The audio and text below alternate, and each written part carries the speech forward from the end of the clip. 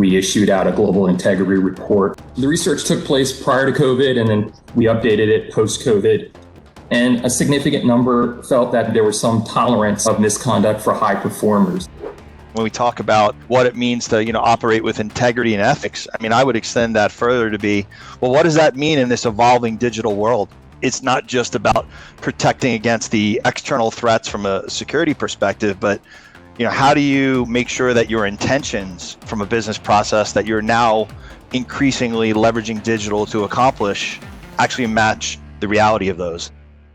We know how to manage a downturn, but it's this burst of what we call COVID innovations that's really been challenging because it's a pressure that's bigger than even just the company. It's a societal pressure, and people are pushing to have shortcuts and exceptions. Corruption has not gone away, and in fact, corruption is not reducing. What is it that as companies we can do in order to mitigate that risk that it's our organization it's happening in? There needs to be built into the remuneration structure a recognition of the importance of how results are delivered.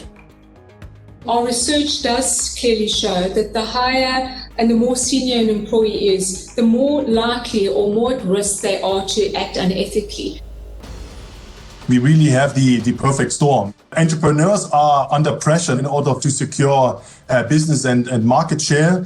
And employees of the corporations, they are worried about securing their income. So if you take this pressure component from the fraud triangle and combine this with the opportunity, then you see the perfect grounds, for corruption. To understand what's happening with transactions and where the money's going is definitely getting easier.